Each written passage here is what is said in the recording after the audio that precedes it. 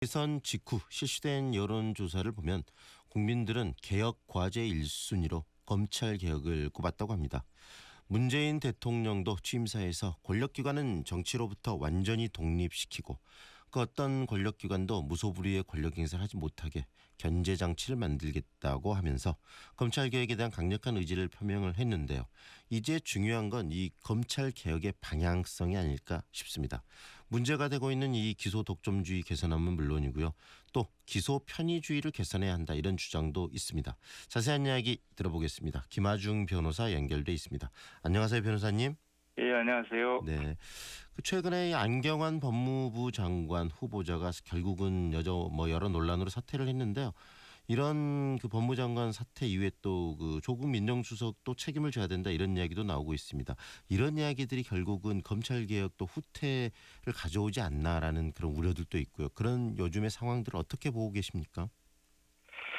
예, 청와대라고 해서 후보자들의 사생활까지 모두 알아낼 수는 없다고 봅니다. 그런데 저항이 예상되는 검찰 개혁을 책임질 법무부 장관 후보자는 네. 다른 후보자들보다는 좀 더 엄격한 검증을 했어야 하는 것이 아닌가 하는 아쉬움이 있습니다. 네. 야당 일각에서 주장하는 책임론은 네. 조국 민정수석이 검찰 개혁의 상징성을 갖는 분이다 보니 네. 다소 정치적 공세의 측면이 있는 것 같다고 생각이 됩니다. 네. 이런 법무부 장관 이번에 사퇴에 대한 책임을 조국 민정수석까지 꼭 져야 하나요? 그 부분에 대해서는 어떻게 보십니까? 네, 책임이 전혀 없다고는 할 수 없지만 그 검찰 개혁 등 새 정부 개혁의 아이콘으로 네. 국민들의 지지를 받고 있는 분이 이런 일로 사퇴해야 하는 것은 바람직한 것은 아니라고 생각합니다. 네. 이 검찰 개혁의 방향에 대한 이야기를 좀 구체적으로 변호사님과 나눴으면 좋겠는데요.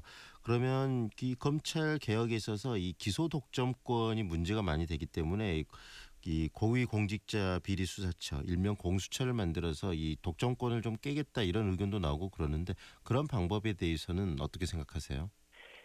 저는 기본적으로 우리나라 검찰 개혁의 그 필요성은 바로 기소제도에서 비롯된다고 생각을 하고 있습니다. 우리나라 형사소송법은 검사에게 기소 독점권과 더불어서 무제한의 기소 재량권을 허용하고 있습니다. 네.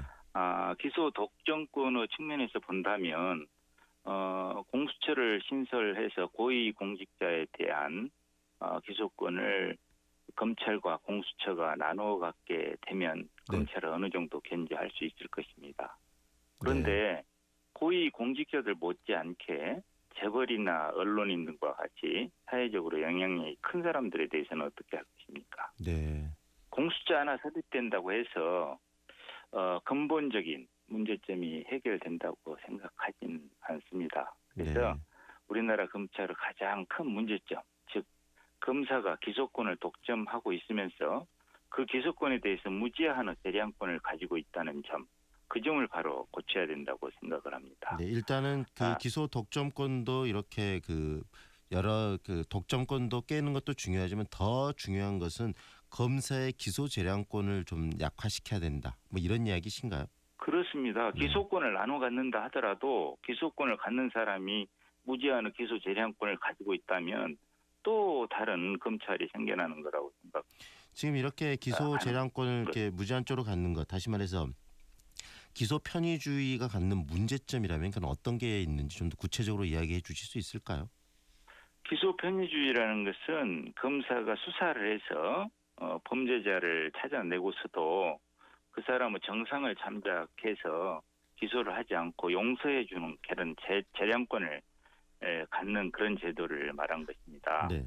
그런데 이게 올바로만 행사가 된다면 얼마나 좋겠습니까? 과거에 군사 반란의 수괴였던 전두환 같은 사람도 검찰은 이런 기소 재량권을 이용해서 기소유예를 했었습니다.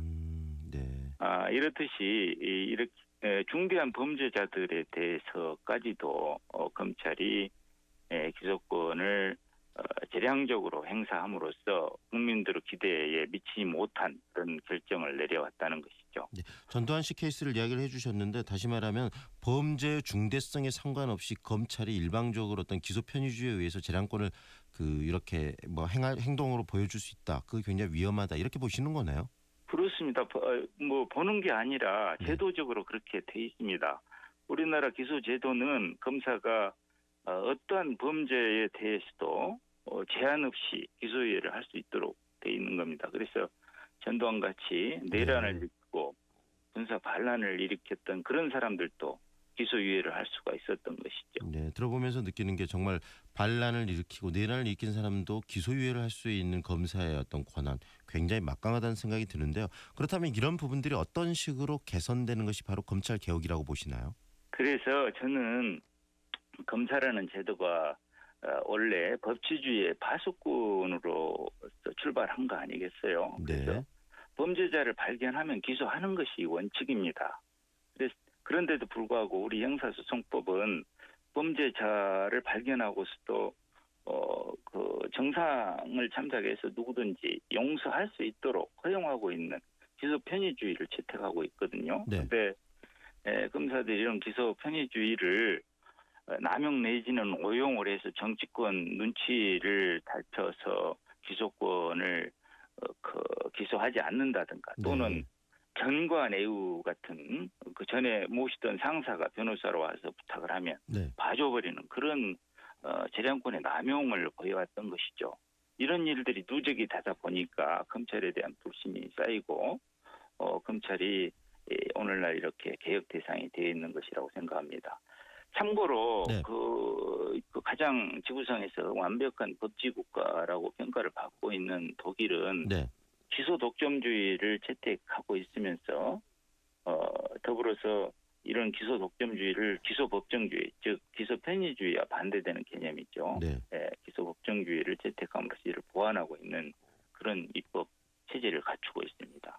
다시 말하면은 검찰이 기소를 할지 말지를 검찰의 어떤 판단으로서 모든 것을 결정하는 게 아니고 법률적으로 이런 범죄들은 꼭 기소를 해라라고 이렇게 정할 필요가 있다는 이야기신가요? 그렇습니다. 검사가 수사를 해서 범죄자를 발견하면 반드시 기소를 하는 것을 원칙으로 해야 된다는 것입니다. 네. 다만 이러한 원칙을 이제 너무 강하게 시행을 하다 보면 모든 범죄를 기소해야 된다는 그런 업무 증대 네네. 업무가 이제 부담이 되어 올 수도 있습니다. 그래서 이제 적당한 기준을 정해서 예외를 허용하도록 하면 되는 것이죠. 가령 법정형이 징역 3년 이상인 중대 범죄에 대해서만 네. 기소 법정주의를 강행을 하고 미만인 범죄에 대해서는 검사가 기소유예를 할 수 있도록 하는 것이죠. 다만 이 경우에도 네. 검사 마음대로 기소유예를 하지 않고 사전에 법원의 허가를 받아서 네. 기소유예를 하도록 그렇게 제한하는 장치를 두는 것이 필요하다고 생각합니다. 네. 이 변호사님 이야기를 들으면서 느끼는 게 결국은 이 법치주의 국가에서 검사의 어떤 판단의 재량권을 과도하게 지금 허용하는 부분이 문제가 지금 있었던 거네요.